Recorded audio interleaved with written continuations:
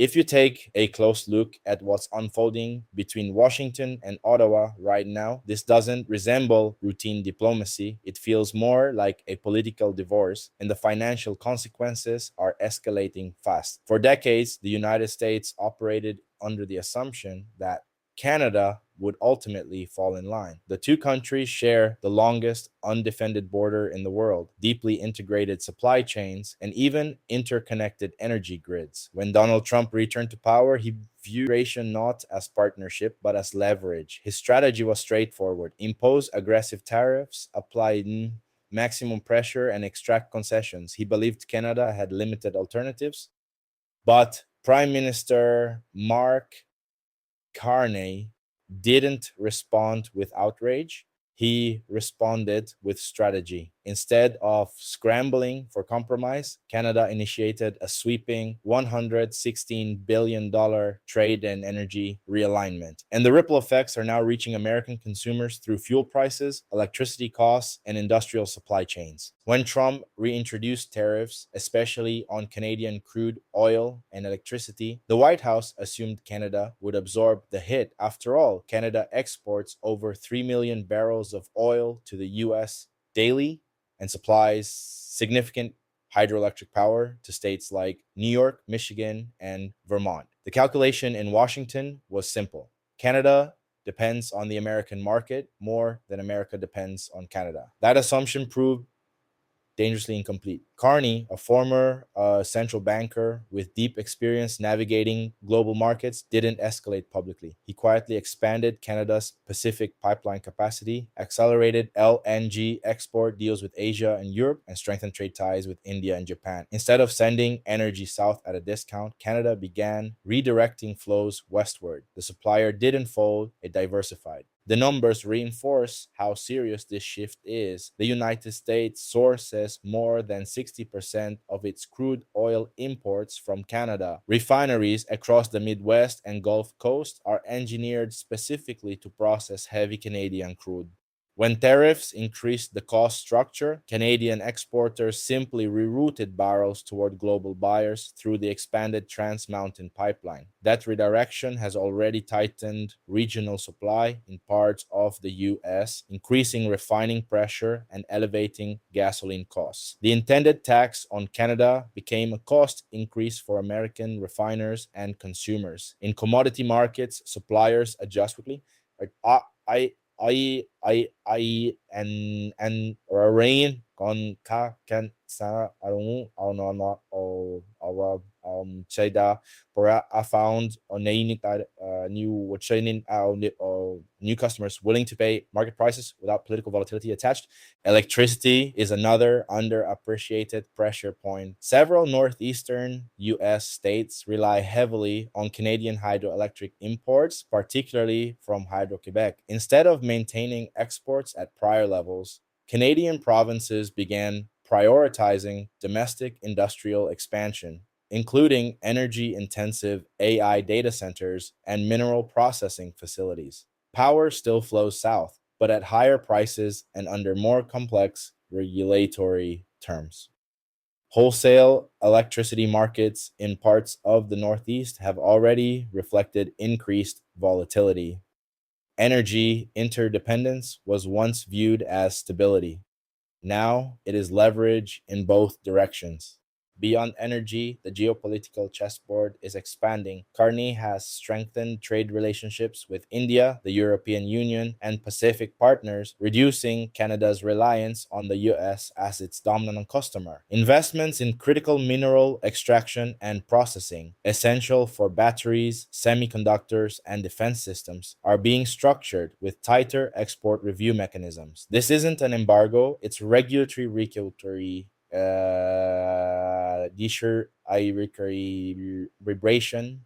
The strategic message is subtle but clear. Canada will not allow itself to be economically cornered. Meanwhile, the White House faces rising pressure from US manufacturers, particularly in automotive and industrial sectors, who are deeply integrated with Canadian supply chains. Modern production doesn't operate within national fortresses, it operates within cross border ecosystems. Tariffs disrupt that nervous system quickly. The broader implication is psychological as much as economic. For decades, global trade operated under the assumption that access to the American market was indispensable. Canada's $116 billion pivot challenges that assumption. By diversifying exports and reinforcing alternative alliances, Ottawa demonstrated that economic leverage cuts both ways. The situation could unfold along several paths: a prolonged stalemate that slowly raises costs for US consumers, further escalation that strains North American supply chains, or eventual policy recalibration under domestic corporate pressure. But one thing is clear: this is no longer a minor trade dispute. It is a structural shift in North American economic dynamics, and the consequences are already being priced into energy markets, industrial planning, and global trade flows. For viewers of Economy Frugality, this isn't political theater. It's about understanding where costs are moving next. What we are witnessing is not simply a tariff dispute, it is a test of economic interdependence under political stress. The United States and Canada are among the most integrated economies in the world. Their supply chains, engine energy systems, and manufacturing networks were built over decades to function as a single continental platform. When tariffs are introduced into that system, the friction does not stay at the border. It spreads to refineries, factories, power grids, and ultimately into consumer prices. The core miscalculation in Washington appears to have been assuming asymmetry, that Canada needed the US market more than the US needed Canadian inputs.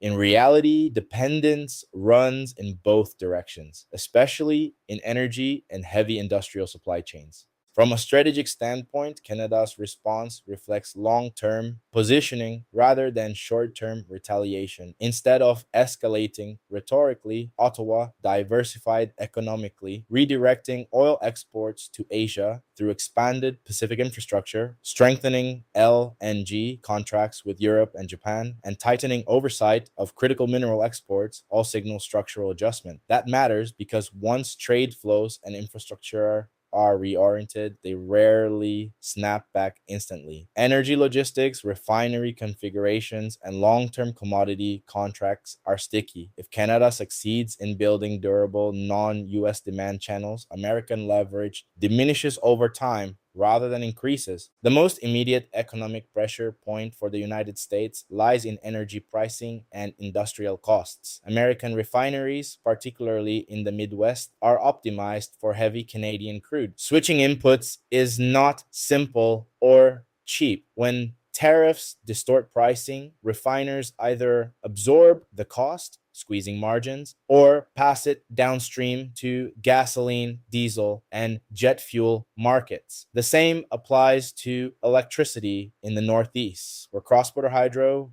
imports stabilize seasonal demand. Even modest supply adjustments can increase wholesale volatility. In commodity driven systems, small disruptions often generate disproportionate price swings. Manufacturing integration amplifies the risk. The North American auto industry operates as a multi crossing supply chain, with components moving back and forth across the border multiple times before final assembly. Tariffs compound at each stage, effectively multiplying cost layers. If raw materials, aluminum, steel, and energy inputs all rise simultaneously, the competitive position of US based manufacturers weakens relative to global peers.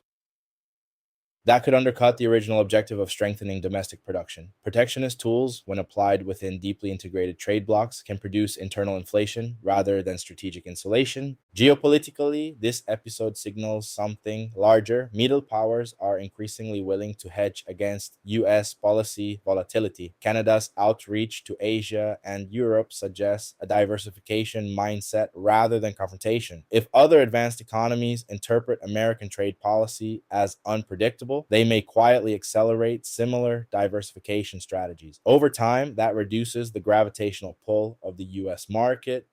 The dollar and US capital markets remain dominant, but trade alignment is no longer automatic. Economic influence today depends not only on size, but on reliability.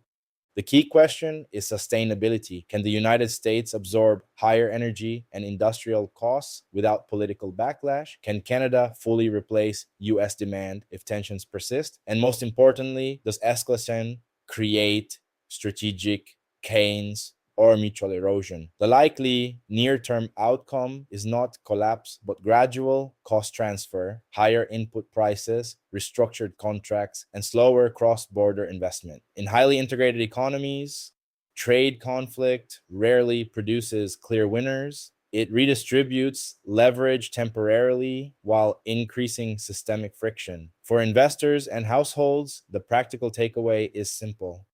When supply chains are, volatility rises and costs rarely fall.